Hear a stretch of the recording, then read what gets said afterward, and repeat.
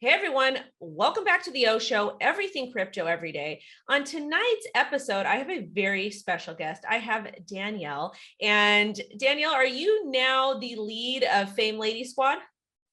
Yeah, we have a 3-person team right now that's Okay. taking over control of the contract. So I wouldn't say that I'm lead, but I'm part of lead. You're like, I'm here.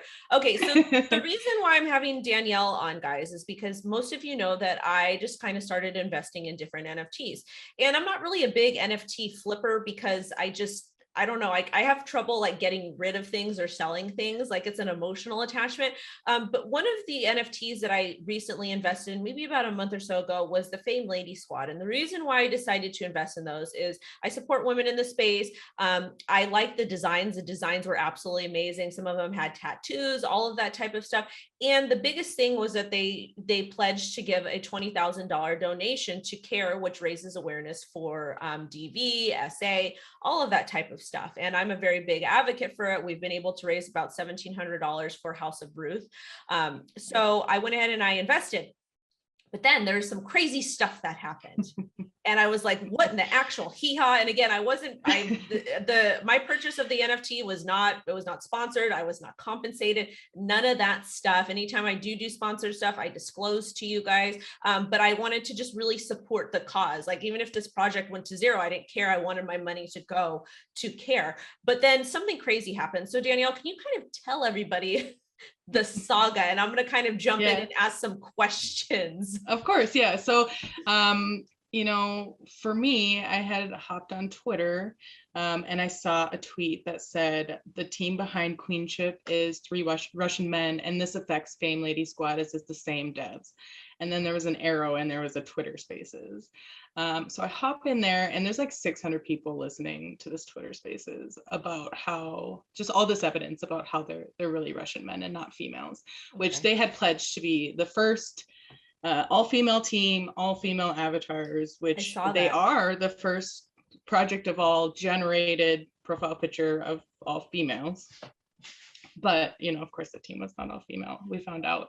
And at first they did deny it for about 24 hours. They came out and kind of childishly said, hey, we were going to do a live stream, but we decided not to because of all this FUD. Like, okay, I got to true people are here.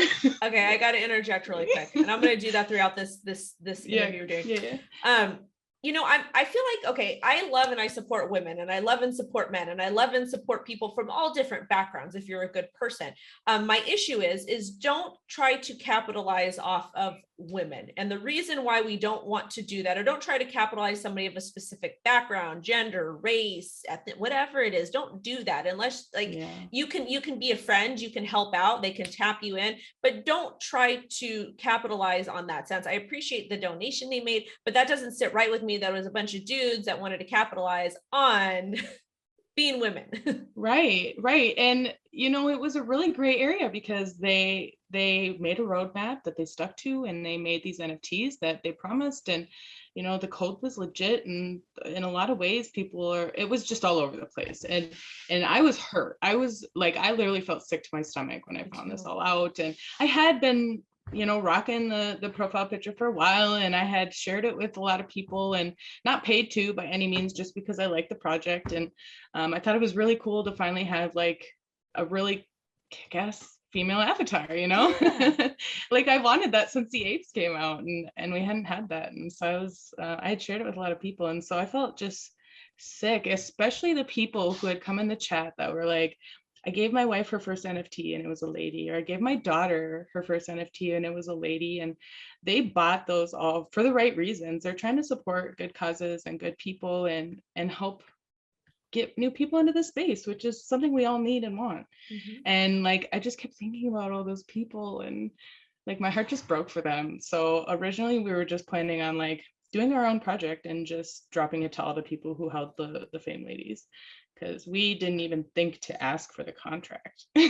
Right. Well, because it was kind of a shocker, because I remember reading this. I'm like, oh my God, like it's one thing to do like undisclosed, shilling. It's one thing to do sponsored content. It's one thing to like be anonymous, but like parading around as a woman to make money, that just doesn't sit right with me, because Yeah. that's a whole nother conversation, like, that can kind of get politically charged. I don't want to really touch on that, Yeah. but it's like how, like, this is like, that's crazy. It was very irresponsible. It was kind of cringe of them. So Yeah. you felt bad. You're like, this sucks, like, whatever. Like, how did you kind of get in the mix to be where you are now? Like talk to us about that, because I'm like, Yeah. what is going on? It went so fast. It just all kept happening so fast.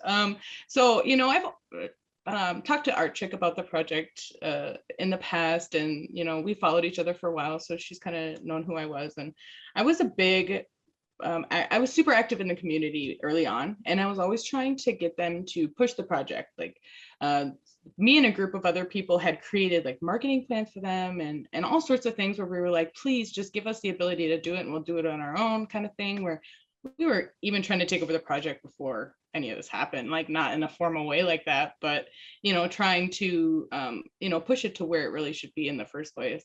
And so when it came out that Art Chick was like, no, you should pass the contract over, my name and then Board Becky and Data Lady were all brought up, which is Data, now Data, he's actually a male, but she got us the contract in like an hour. Like, we did not expect that to happen. She just messaged me. She's like, sorry to bring you into this, but I'm going to try to get you the contract. And then they put this vote up, like, should we give the contract to Art Chick or not? And they worded it in a way where it was like, they're trying to get no's out of this, make it sound like just going to Art Chick, because she's kind of controversial in the space. And some people are going to say no, just because it's her. But really, she was trying to get it for us. And luckily, we still got enough votes. And we woke up. It was so hard to sleep, but we went to bed hoping that we'd wake up with the contract, and we did. Wow. So this is like, is this the first kind of like event that's happened in the NFT space that's like this dramatic? And like, the reason why I say that it's dramatic is because it's like kind of like a novella, like a Lifetime, or like a Lifetime soap opera, because like you have these people that are pretending to be something that they're not to make money, even though their heart was in the right place. And they actually did in fact donate to CARE, correct? Yeah. Okay, Yes. so that was, at least they did the right thing, because I get all these charity projects that come to me, like, Wendy, well, I'm like, you know what? I'm already supporting 2 charities. Like, I'm not taking on a charity project, whether it's sponsored or not. I'm not doing it. It's just something I don't feel comfortable doing. But but has anything ever happened like this in the NFT space? Not quite this dramatic.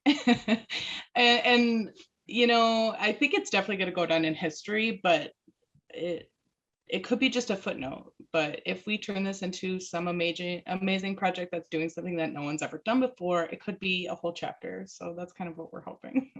Okay, so you officially have taken over the project, you and a couple other people, and you're a lady, a real woman. So it is actually run by, there is some women on the board now. But what are the plans for the project now that you guys have taken ownership and those other bizarre people are completely out of the picture?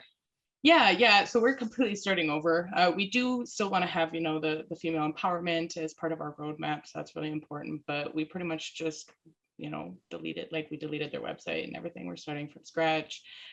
We are going to build out the roadmap in 3 sections, 2 of which we'll be able to do kind of quickly, and the other one is going to take some time. And one is the female empowerment and how we'll be able to do that in a real way, not just sending money to somebody, but we'd like to help females in the space directly.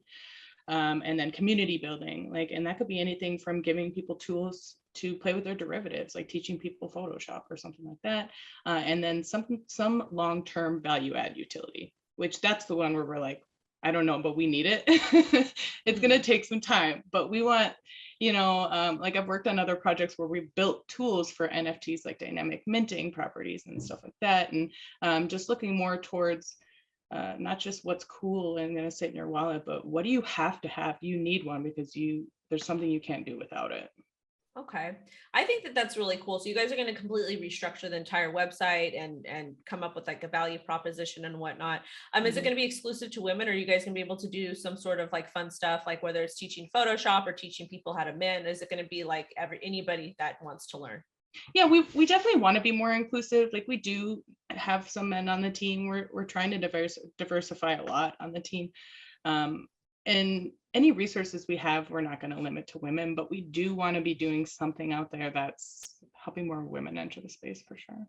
I think that that's important because I mean, they still like, because I'm on TikTok and I want to say 45% of my audience is female, which if you look at your analytics on Twitter Wow. or YouTube, you have like maybe you get like 3% or maybe Twitter like 10% in crypto Twitter.